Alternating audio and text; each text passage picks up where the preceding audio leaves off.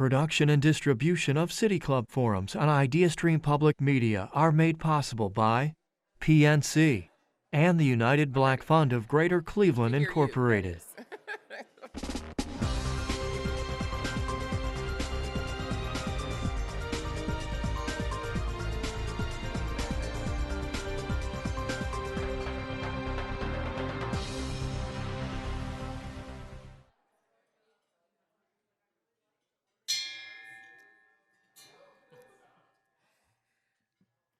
Good afternoon, and welcome to the City Club of Cleveland, where we are devoted to conversations of consequence that help democracy thrive.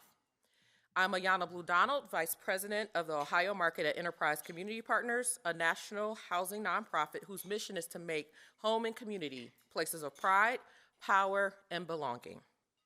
I'm pleased to introduce Sam Katz, co-producer and co-director of the documentary Gradually, Then Suddenly, The Bankruptcy of Detroit, which is screening at this year's Cleveland International Film Festival ahead of its official release on July 18th, 2024, the 11th anniversary, hard to believe, of Detroit's Chapter 9 filing. Sam Katz is no stranger to Cleveland.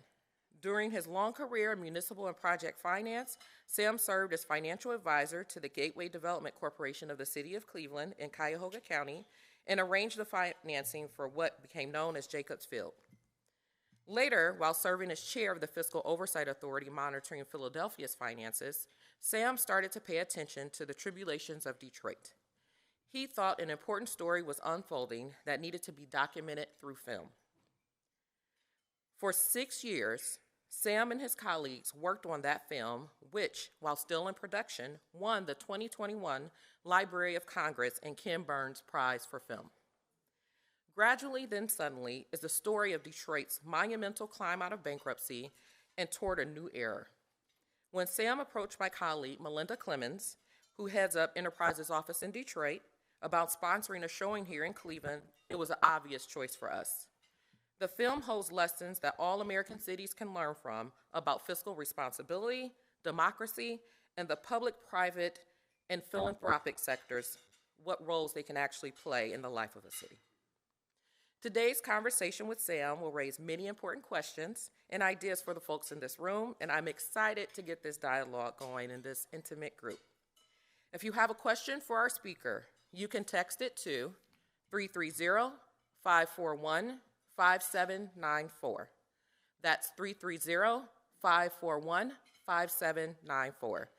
And City Club staff will try to work it into the second half of the program. Members and friends of the City Club of Cleveland, please join me in welcoming Sam Katz. Thank you.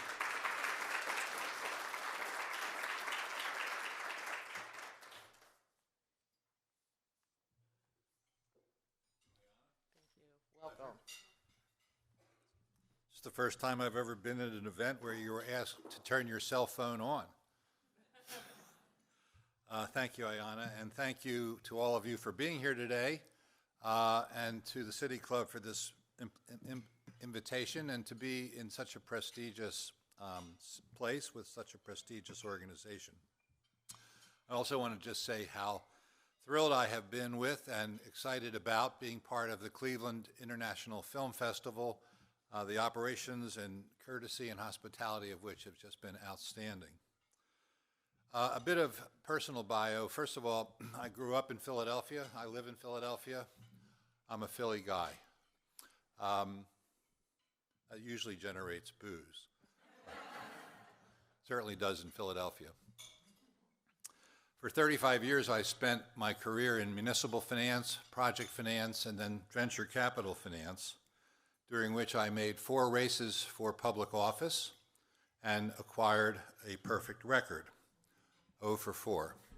I ran for mayor of Philadelphia 3 times and governor of Pennsylvania once. In my first race in 1991, Philadelphia was going through a fiscal crisis. And I was a fiscal guy, so I thought I would interview for the job and I would get it. It didn't work out quite that way.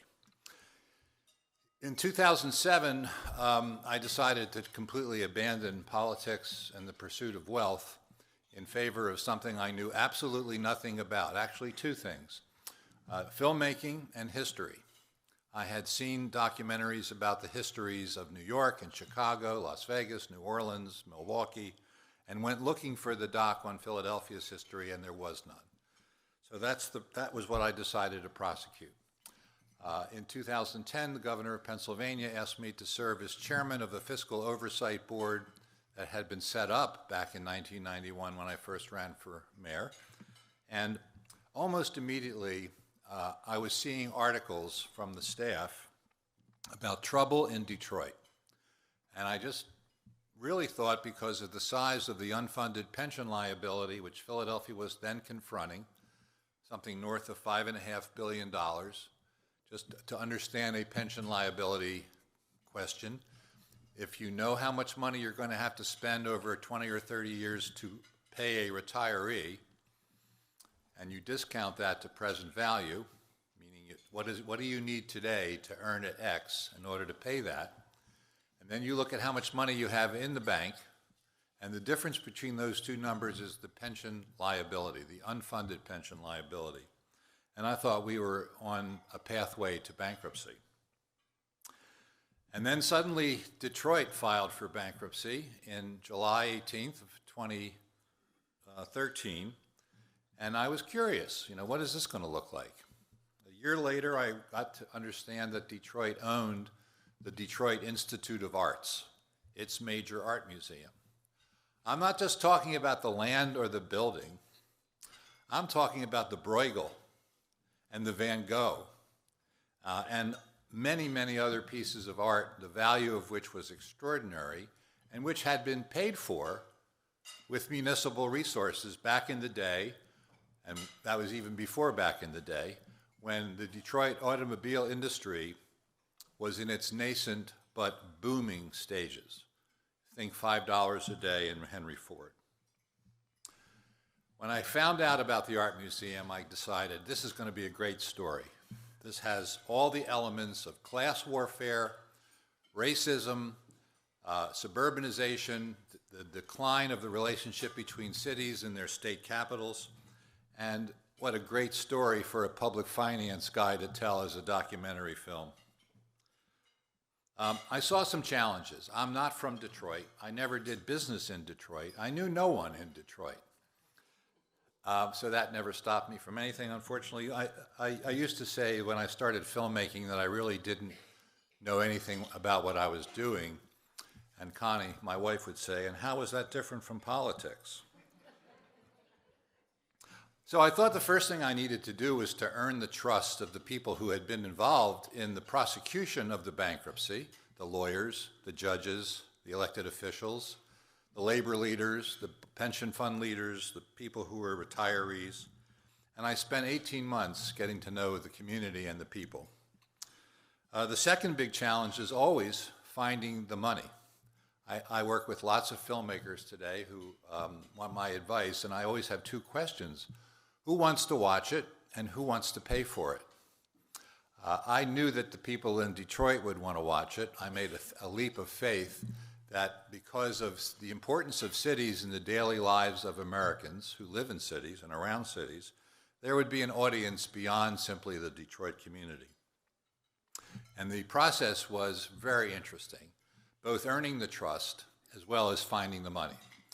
To fast forward into the film's story, the bankruptcy of Detroit would still be bankrupt, but for the fact that foundations, led by the Ford Foundation, came to the rescue of the combination of the art museum and the pensioners and collectively provided $350 million. Ford, Knight, Kresge, Kellogg, the Community Foundation, all of these foundations were either bludgeoned into the mix or volunteered into the mix. There was a narrative that had been developed in the process of the bankruptcy which suggested that it was a grand bargain.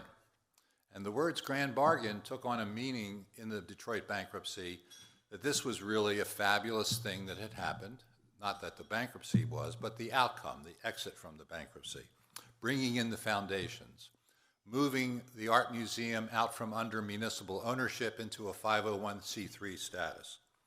All of this stuff, and then using the money from that transfer to fund the pensions of the city's employees and retirees. The third question I had, which I failed to confront immediately, was why would anybody want to watch a movie about a municipal bankruptcy? That never occurred to me. And so as a public finance person going in to tell a story about a municipal bankruptcy, I was telling a public finance story. And what I learned in the course of talking to people was that this was a human story, that there were significant human impacts on the people of Detroit who had seen a concept that I'd never heard of before. To be bankrupt, you have to be fiscally insolvent. The effects of being fiscally insolvent are that you quickly become service insolvent. You become incapable of getting a police officer to respond to a homicide. You become incapable of having a fire department show up to put out a fire before it burns the entire house or takes the entire block. You become incapable of delivering emergency services, of filling potholes, of having street lights on, all of which had infected the city of Detroit. So how did that happen? How does the world's arguably the most important city, other than Cleveland, in the country, how does that happen? When you think about the core of the economy of Detroit, the automobile industry, it's the second most important industry, probably behind housing. How does this incredibly robust, economically viable, vital, powerful community, a place where labor unions really got started, where social justice became a centerpiece, where some of the most important popular culture, Motown, emanates from, how does all of that happen? And so the answer to that question is lodged in the title of the film. It happens gradually. It doesn't happen overnight. 1950, Detroit is a city of 1.8 million people, 84% of whom are white, middle class, working. 2010, Detroit's population is 677,000 people. 84% of them are non-white, people of color. In the exodus that followed the policies of the Roosevelt administration, which set up the Federal Housing Agency, that mapped out every community where mortgages were going to be made, and color-coded those maps, in every city there was a code called red, and that was redlining. And the FHA wouldn't make loans to any community, which even had a few African-American citizens living in it. So gradually you begin to see a housing crisis that suddenly emerges as a condition of desperation.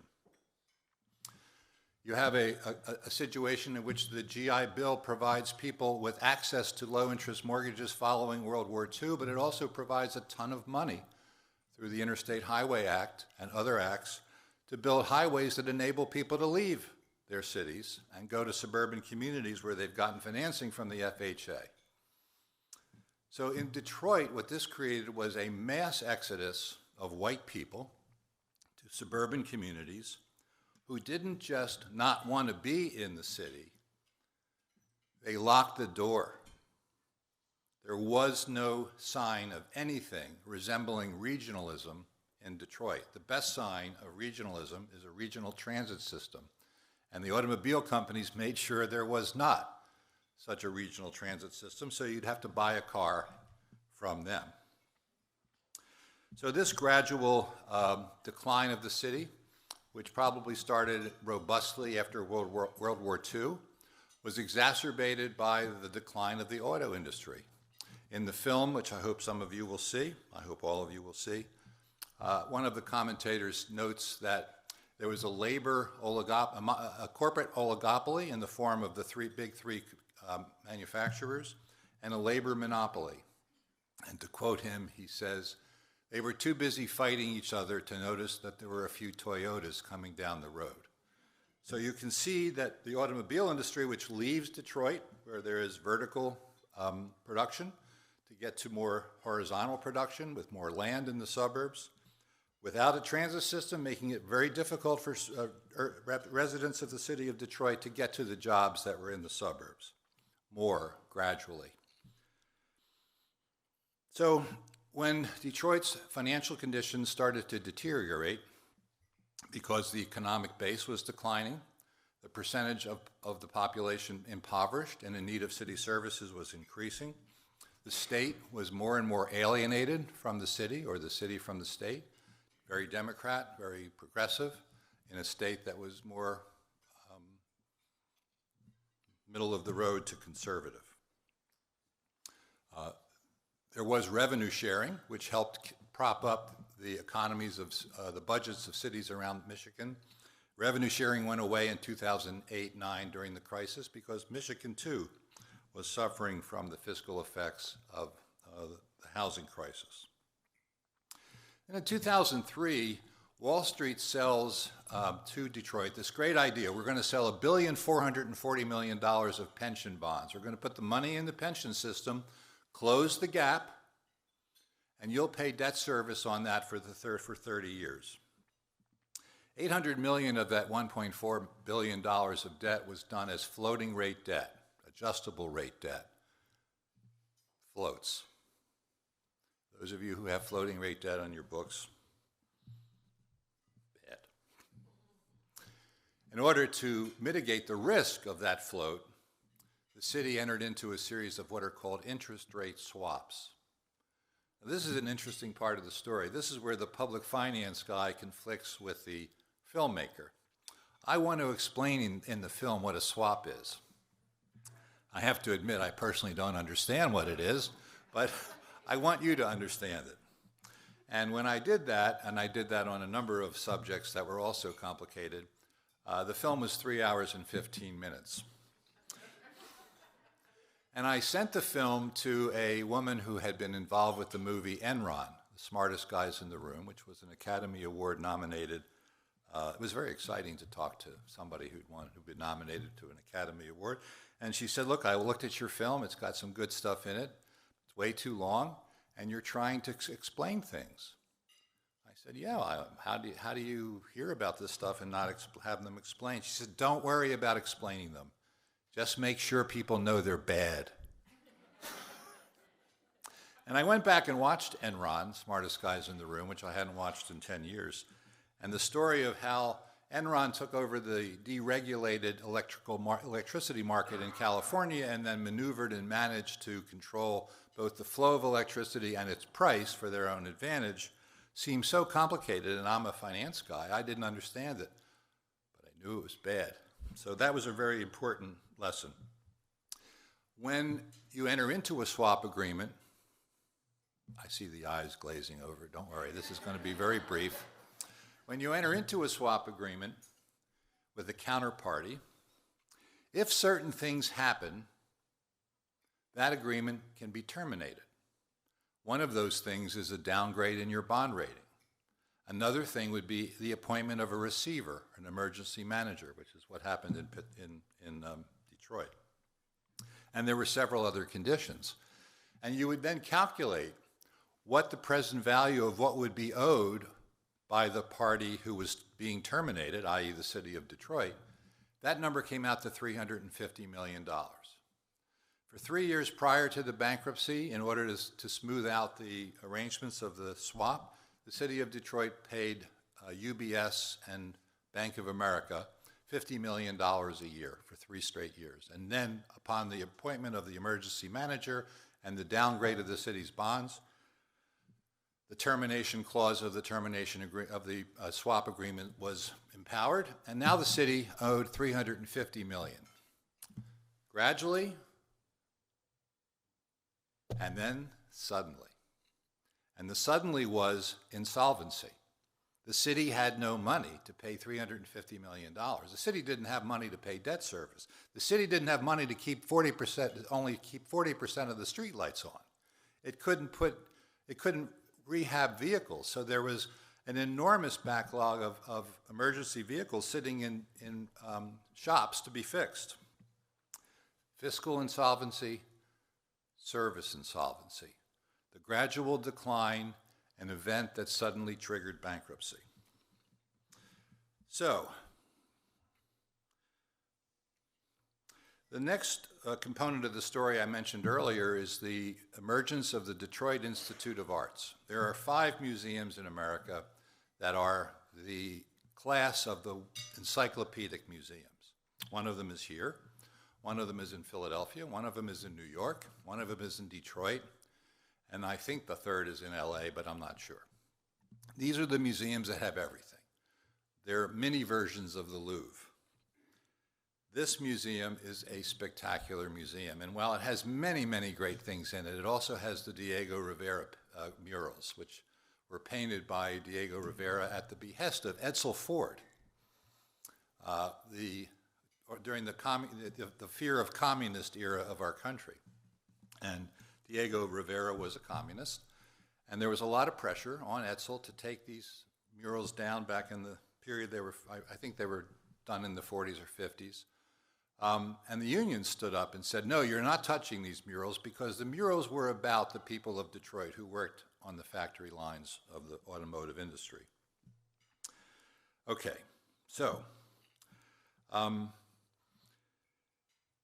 here's a city with no money, owns its own art museum, has a $3.5 billion unfunded pension liability, has $5.5 million in unfunded medical liabilities, and another $8 or $9 billion of liabilities. It has about an $18 billion negative balance sheet. It's not a good look for anybody. But it had an asset. It had the art, it had the building, and it had the land. In a bankruptcy, creditors don't care about the continuity of the organization that filed for bankruptcy. In Chapter 11, a judge can break up a company, appoint a trustee, an executor, do anything they want to a company. Can't do that with Chapter 9. You can't do that with the municipality. These are governmental agencies. These are people who are elected. These are ongoing. They have to be ongoing concerns. When you come out of a Chapter 11, well, the company can be broken up. Who cares? Come out of a Chapter 9, you still have 677,000 people living in the city of Detroit. So a judge who was acting in the capacity as the mediator came up with this brilliant idea. We're going to invite the foundations to come and bring money to this project, to this problem. And they did bring a table full of foundation executives to Detroit and explained to them they needed $800 million. And I'm sure all the foundation executives were laughing. Somehow, they put something together, led by the Ford Foundation, which put up $125 million, with Kresge at 100 and Kellogg at 40, and gradually $350 million appeared, subject to a match by the state and $100 million from the DIA.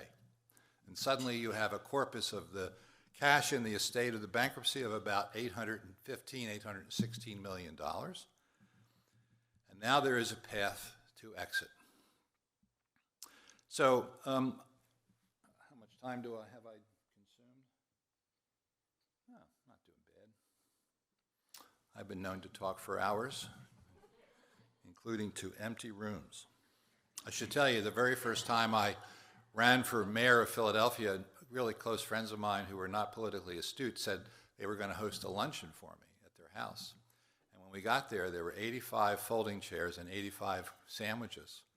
And about 10 minutes before the event started, there was no one there except Connie and me and the hosts. And then a lady showed up. She was the only one who showed up. I stood in front of her and gave her my speech. And I was telling your colleagues that the very first time I screened one of my films, I went to a church, an African-American church in South Philadelphia. The pastor had really promoted. I think he actually threatened his congregation that everybody had to be there. So I showed up in the basement of the church with a DVD, and they said, "Did you bring a television?" Yeah, that was a really good conversation too. Anyway, so what I want to stop here for a minute and take time to show you, because we are getting to the end, is to go back to that third question that I mentioned at the outset, which is, how do you get an audience interested in a subject that fascinated you, but is not generally thought of as a general audience kind of subject? Connie, how would you like to go to a film about municipal bankruptcy tonight? Oh, Sam, I can't wait. So what I'd like to say is that what I am very, very conscious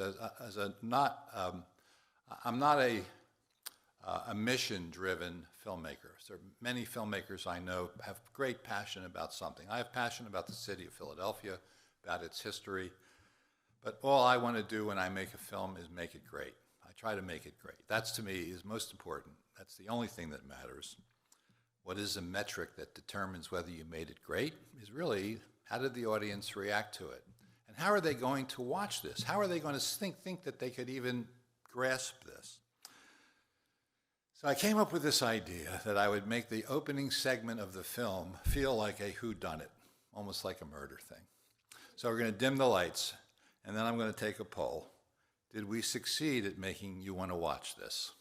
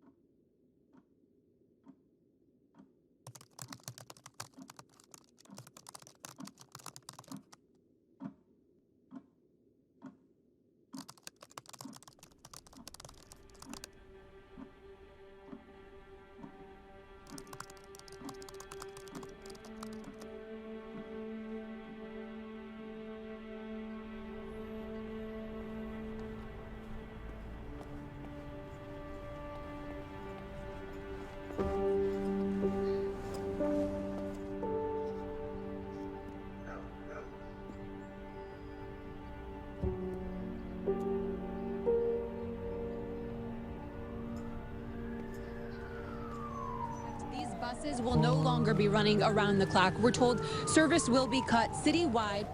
The city revealed its plans to lay off more than 160 firefighters. So now with one fire station, they will have to cover 24 square miles. EMS workers are facing layoffs. They insist there are not enough crews to respond to emergencies. A vacant house turned into a dope smashed den. through the front entrance of a Detroit grocery store and were gone long. Detroiters really want to know, when will the streetlights be working? 91 at 7-Eleven, where people are voicing their opinions with guests on the city in crisis. Detroit bankruptcy could be days away. Because it would be the largest Chapter 9 in U.S. history. We had been reporting this story with a sense of looming inevitability. The writing was pretty much on the wall. The story started to break on the morning of the 18th from the Free Press. I said, Bill, we have to talk. We had received credible tips that the city of Detroit was preparing to file for bankruptcy. I needed him to confirm the story. If you file that story, that will tip off every litigant against the city to go into court and get a TRO to stop the filing of the bankruptcy from occurring. Once they file for bankruptcy, the bankruptcy code will trump the state constitution. You have now created the vehicle to cut the pensions. In a sense, rewrite the book because it would be the largest Chapter 9. We're in an office with every high-ranking editor of the Detroit Free Press weighing in on whether or not we're going to run the story. Nancy says, appreciate the honesty, not going to hold the story. Now to the latest on the city in crisis. Detroit bank leaders are dealing with protesters. The police and fire board were going, you get up to Lansing this second. Sources tell me that Kevin Orr will be filing a bankruptcy petition in federal court today. Free Press is apparently unwilling to kill the story. But I'm hoping that the governor, who is very deliberative, hurries up and gives me the authority so we can file. You're the governor of a state, a large state. You're a white Republican. The city about to teeter into bankruptcy is overwhelmingly Democrat and overwhelmingly African American. You're going to think about that decision. It was a hostile takeover. In Eastern Europe, they would call it a coup. We finally get the letter, so we're all excited. Can we file it? Can we file electronically? The filing was so thick, it crashed the system. The wheels start turning in Lansing in court. The litigants are trying to get before the judge. Our attorneys are trying to slow them down. The Attorney General's office was representing the governor and the governor's people. This was pretty fast-paced.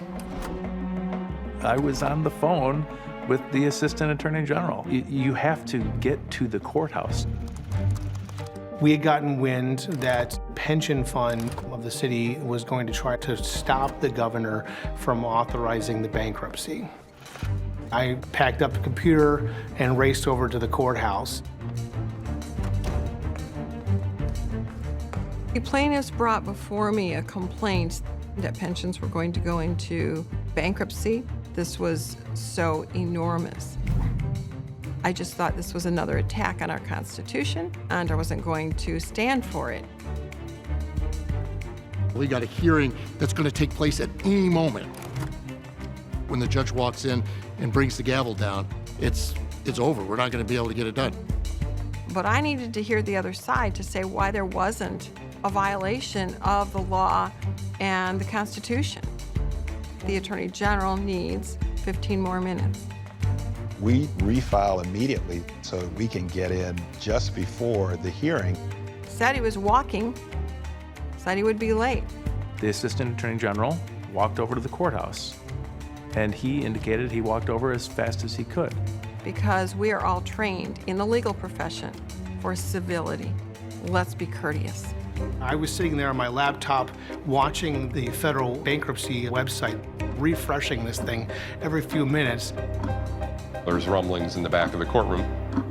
I looked down, and there was a filing. I turned to Ron King and I said, "You guys are too late. They just filed bankruptcy." His immediate reaction was, "Those fuckers." We beat her by a couple minutes. It had been basically played by the Attorney General's office, slow walking to the courthouse. By the time he had gotten there, the bankruptcy had already been filed. And it was not due to some unethical delay that he slow walked. I was courteous, they lied. I was blissfully unaware of any collusion. It is what it is. They're just bound and determined to run roughshod over any semblance of common courtesy, decorum, playing by the rules. There's no rules.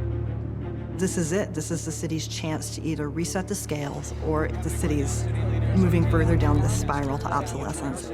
And all of us knew that.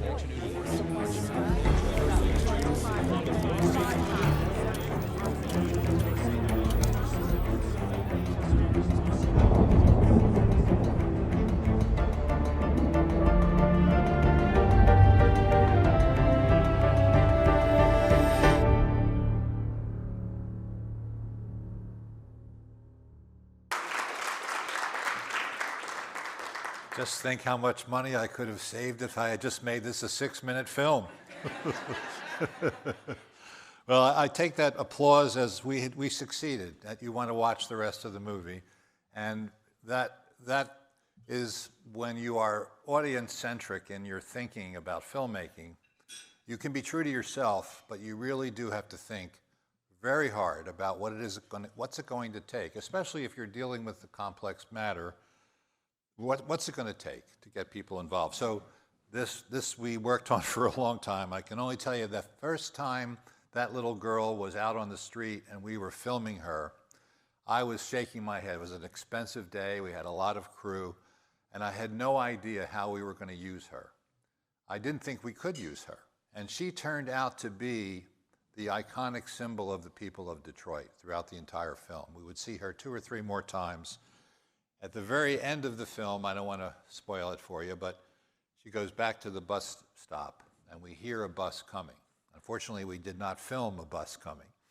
So the film ends with her standing up and looking towards the bus, which hopefully is going to take her to school. Takeaways. When I started this, I thought we were going to do a film about the grand bargain, how the foundations, excuse me for the word the foundations would come to the table, save the museum, the pensioners would get relief, the city would get 10 years of relief so it could invest in city services. I interviewed Ron King, who you saw, who represented the pension funds. He said it was a grand scam. When I heard the word grand scam, my mind said, okay, Sam, You're buying the narrative they're selling. Let's get underneath it and find out what really went on here. Second takeaway I have is the most discouraging thing. To have avoided what confronted Detroit by 2013, its elected officials would have to have made decisions that would have assured they would not be reelected. I want to say that again. To cut pensions, to cut employee wages, to cut services, to raise taxes, to do all the things that you might have done, which in some cases they did do, you would assure yourselves of never being reelected. That's, as a politician, I can tell you that is not the way we think. That's not going to surprise anybody, I hope. But that really raises the question for me, how, given the complexity of problems that confront cities, states, and the nation, can we get decisions made by people who get elected who are only interested in getting elected? The third takeaway I have is that when you have a sense of superiority, when you are the world's leading manufacturer of automobiles, or you have the world's greatest economy, or you are the most culturally advanced nation in the world, you think of yourself as being special. We have an American exceptionalism that sometimes translates to American superiority. And when you feel superior, any problem that you have, you come to believe will eventually work itself out. Therefore, you can kick the can down the road. Fourth comment I would make is that bankruptcy for municipalities is a last resort. It is the symbol of the complete breakdown of your ability to work anything out. Because what you are doing when you file bankruptcy in the United States as a city is you are borrowing the powers of the federal government to impair contracts that are protected in some cases, as was the case in Michigan by the state constitution, which prohibited the impairment of pension contracts. Fifth, consequences of our decision. We make decisions without a lot of thought. They have 100-year implications. Whoever figured out what that cultural center that the film festival is going to be at was going to look like did a lot of long-term thinking. I've never seen a building which so reflected on the cultural importance of a place as this theater district. But all these decisions, whether they're debt or their construction, have long-term implications. Debt is at the center of every financial crisis that this country or our cities have faced, and we have a problem dealing with them. The United States government has $34 trillion of debt and $77 trillion of unfunded Social Security and Medicare. And what we are going to do about that, I suspect, is nothing. Thank you.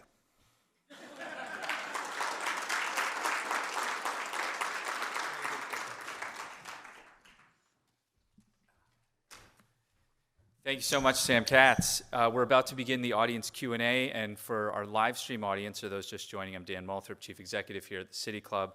It's so good to have all of you here. By the way, Sam, I don't really understand what was going on, but I knew it was bad in your clip. Sam Katz is co-producer and co-director of the documentary Gradually Then Suddenly, The Bankruptcy of Detroit, which is screening today, April 10th, just after this forum at 2:25 p.m. at the Mimi Ohio Theater here in Playhouse Square as part of the Cleveland International Film Festival. You should go see it. We welcome questions from all of you, City Club members, guests, and those joining us via our live stream. If you'd like to text a question, you can text it to 330-541-5794. The number again is 330-541-5794, and we'll try to work it into the program. Let's have our first question, Meryl. Good afternoon. Thank you for being here. My cousin grew up in Detroit, and so I talked to her about this movie and that you were going to be here. And she mentioned that the present mayor is looking at trying to restore some of those pensions that were lost.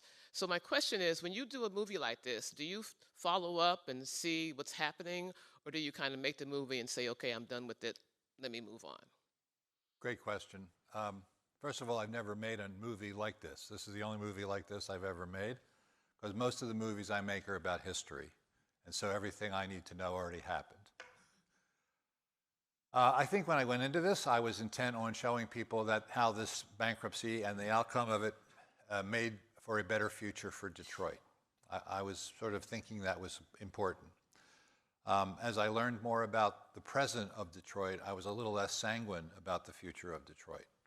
And I say that because it took 60 years gradually to go from a robust 1.8, 1.9 million person city to become a city that has streets where 60 homes used to be, where there are 1 or 2 homes. You think about the efficiency of delivering municipal services. You got to run a sewer line down that street. You got to pick up trash on that street. The cops have to ride down that street. So you have a complete breakdown in the civic infrastructure. When we premiered the film in Detroit, and we did 10 screenings, I would say in every audience, at least half of them were retirees, police and fire, and non-uniformed. And you would have thought that I was the cause of the bankruptcy because, pardon my French, I took a lot of SHIT for failing to recognize the incredible adverse impacts that this bankruptcy had on the retiree community.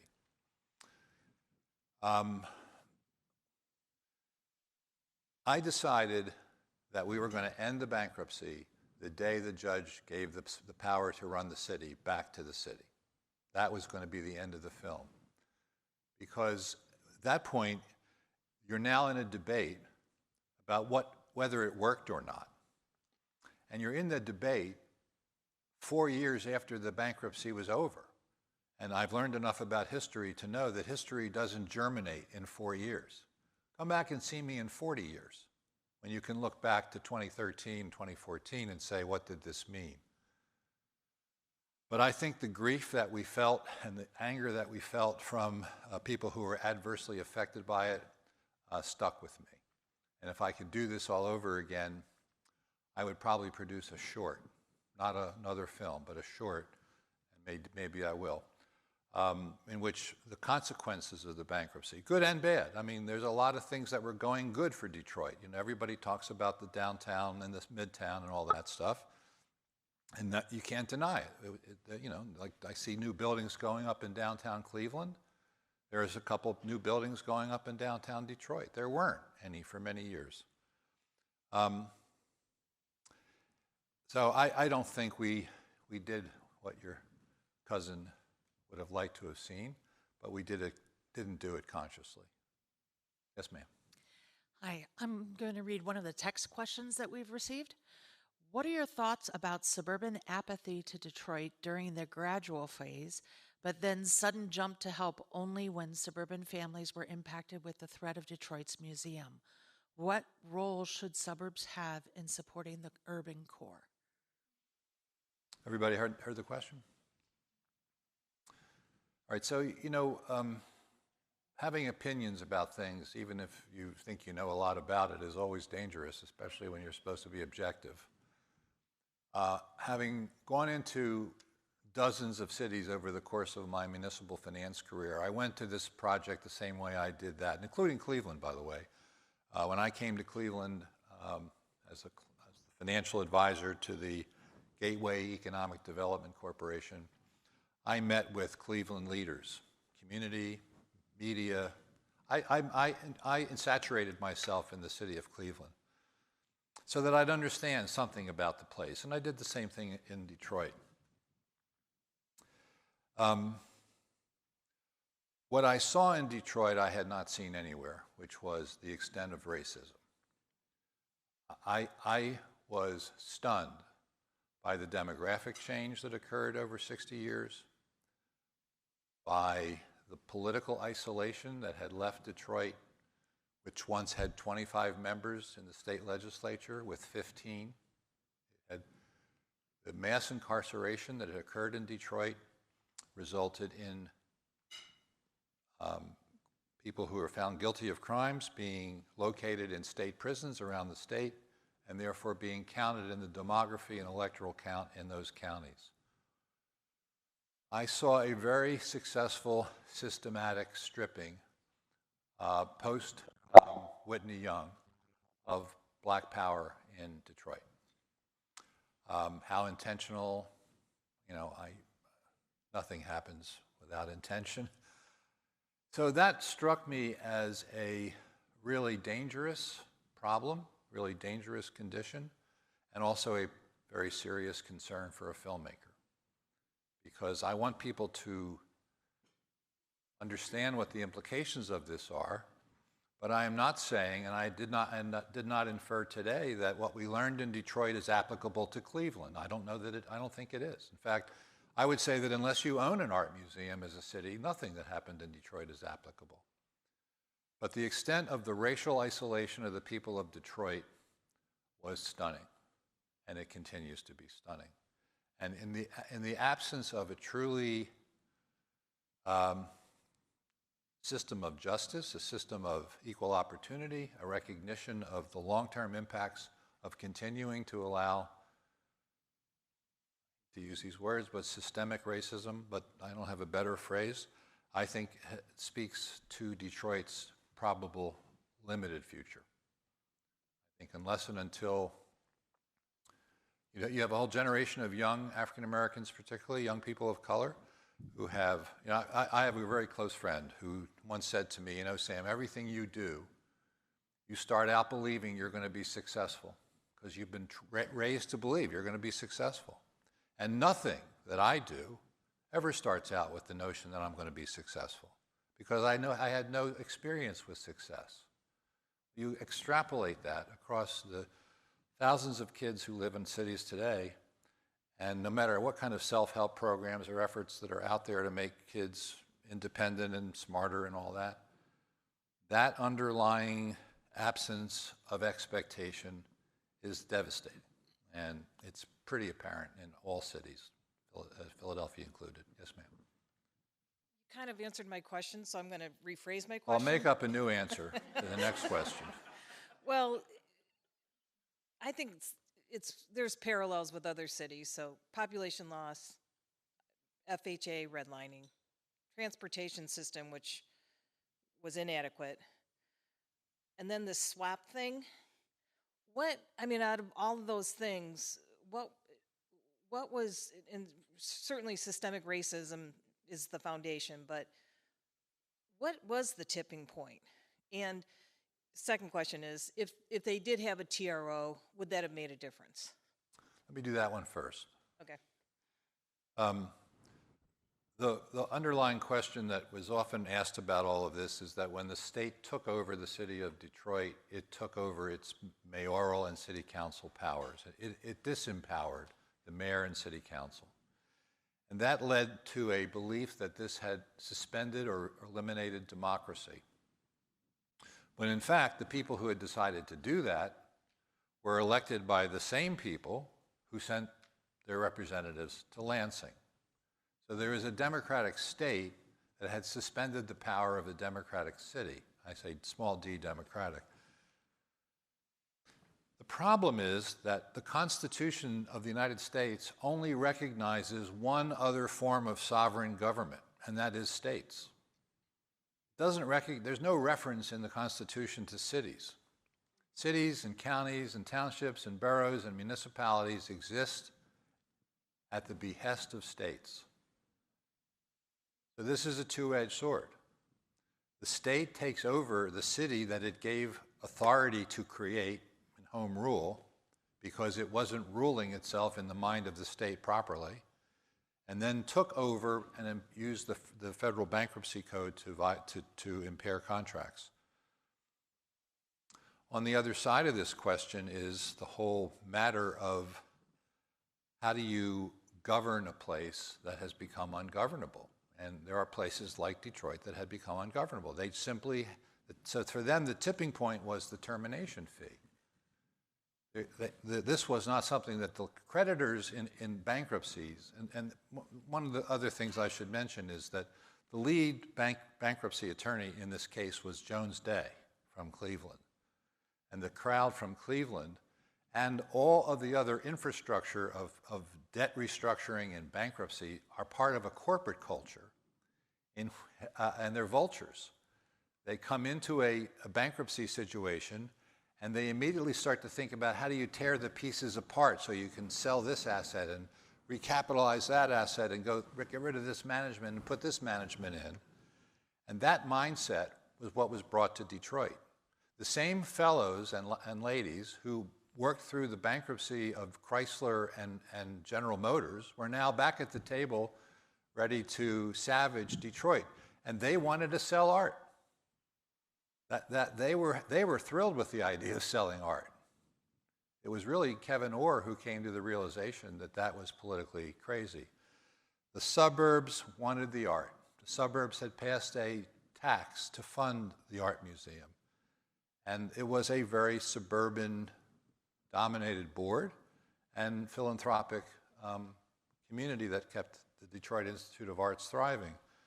But it really wasn't a white person's museum, because the art museum had done a really good job of reaching out to the Detroit community to include them. But that's a matter of opinion. I would say the tipping point was the $350 million termination fee. Good afternoon, and thank you for being here. I'm actually a mayor. I'm the mayor of Maple Heights. Thank God. And when I became mayor in 2016, the city was in fiscal emergency. We were taken over by the Ohio State Auditor with a 5-year fiscal recovery plan. I'm not going into the details of that because you did a great job explaining my city. No street lights, not enough, barely 20 policemen, firefighters, and just really 5 people in the service department for 25,000 people. So my question is, Cuyahoga County has 59 communities. Do you believe that regionalization will save cities like Maple Heights?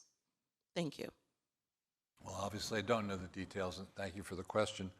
So regionalization also is a two-edged sword. Yes, it brings to bear, in a governing sense, the power and the economics of the suburbs, which is always stronger than the city, but it dilutes the power of the people of the city, who tend to be people of color.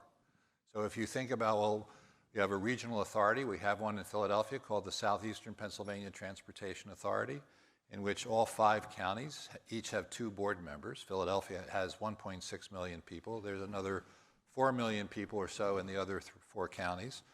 But they have no interest, those counties, in the transportation of the old system that was in Philadelphia. And so for Philadelphia, SEPTA, which is what it's called, is really a troubled agency and not a successful one. Nashville-Davidson County is the best example that I know of successful metropolitan government. Maybe racial considerations there are not quite as acute as they would be in your community. But clearly, acquiring the economic base of wealthier communities is what's missing from cities. And so what's the trade-off? The trade-off is power. We have to give up a little power to get a little money. And isn't that what life is about? By the way, I should tell you that my company is called History Making Productions. My wife calls it Making Up History Productions. So. Good afternoon again. Thank you so much. I would agree. The little girl was a good touch to the movie. So everybody watch out for the little girl in the movie. One comment and then one question. I think there are a lot of similarities between Cleveland and Detroit. I am a native Detroiter, born and raised, found my way to Cleveland. Just, smaller city, fairly similar demographics, state of housing stock, et cetera. And, recently Cleveland has been named the worst city for Black women. And so the racial undertones here, they present a different way than Detroit, I would say, but just a ton of similarities, having lived in both places. But I think one similarity also is just how resilient our community members are and the residents. And when you see the movie, you'll see just really how much the residents are prominently featured in the film and the advocacy that they did. And the same happens here in Cleveland as well when things happen. And so I'm also kind of curious, when you talked about kind of like the 5 things to watch out for, or the things to watch out for, like the residents in the community, like what was missed there? I mean, is it like electing the right people, right, to lead the city? Is it that someone, somebody should have caught, right, the debt that was amassing or the problems that happened? I think a council person perhaps or a couple maybe saw this coming, as stated in the film, but what did the community miss, or what could have happened, should they have done along the way? Well, I think cities like Cleveland and Detroit and Philadelphia, Pittsburgh, and others, Buffalo, are places where grit is a central element of the DNA of the place. The nature of that grit is evident in the people of the city, and the fact that they survive, in many instances, conditions that a lot of us would be hard-pressed to survive in. That grit, that resilience, as you referred to it, is not unique to Detroit. It's not unique to Philadelphia. We all think it is. We all and where that grit, and unfortunately I think less so in culture and more so in sports, is evident is how our teams play and how we feel about our teams and how absolutely crazy we can get about our teams. Capturing the resilience of people who are impoverished. Philadelphia right now, we have 357,000 people every day who are hungry. The level of understanding of that is virtually none. When you take a poor neighborhood, a neighborhood where poor people live, and you gentrify it, you are doing something that is historically traditional in cities. They're always renewing. They're always making themselves different. They're always trying to stay ahead of the curve. But in that process of gentrification, the problem that was visible becomes invisible because the people who were visible have been moved away from your sight. In our city, in North Philadelphia, Temple University was an African-American, largely poor neighborhood in which the centerpiece was Temple. Now it's gentrifying. Where are those folks going? They're going further north. And for a lot of Philadelphians, they don't go further north, so they don't see that problem. And I think that the kind of leadership, today, I ran as a Republican. I'm not a Republican anymore, but I ran as a Republican at a time when it wasn't a big deal to be a Republican and run for mayor of a city. It's hard. Registration edge was 7-1 Democrat. I lost by 1 point. Today, the political fracturing of the country and of the city and of places makes finding common ground on matters of poverty, social justice, that's woke. That's what they call it, woke. And I remember thinking the first time I heard that word, anybody who came through the last 5 years and didn't wake up, what the hell were they doing? And I think I'm optimistic about the younger generation, about, I use the word diversity. In 75 years, what will the word diversity mean when we have all this commingling, intermarriage, whatever words you want to use? I'm Jewish. I grew up in a family which the worst thing that could happen to you is that your child would marry somebody who was not Jewish. So I sent my children to Jewish day schools. My oldest daughter married a non-Jew. And their kids are being raised with a diversity. They celebrate Christmas and Hanukkah. All of those kinds of changes, I think you can project a time in the future when the understanding that we seem to lack about each other is overwhelmed by the fact that we have become closer as people. And that's what gives me optimism. And the good news is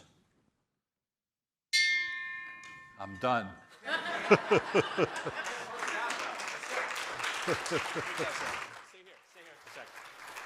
Thank you so much, Sam, for joining us at the City Club today. Forums like this one are made possible thanks to generous support from individuals like all of you. You can learn more about how to become a guardian of free speech at cityclub.org.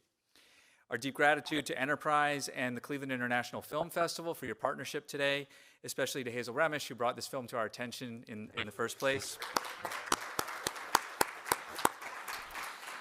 And a reminder again that Sam's film, Gradually Then Suddenly, The Bankruptcy of Detroit, is screening in just a little over an hour next door at the Mimi Ohio Theater at 2:25 p.m. Tickets are still available.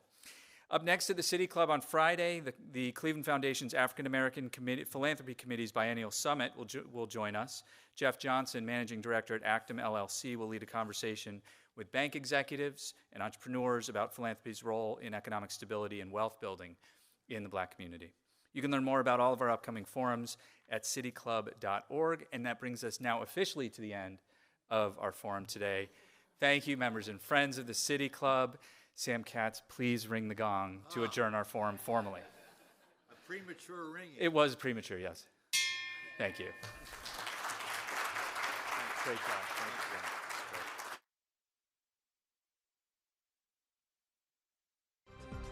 For information on upcoming speakers or for podcasts of the City Club, go to cityclub.org.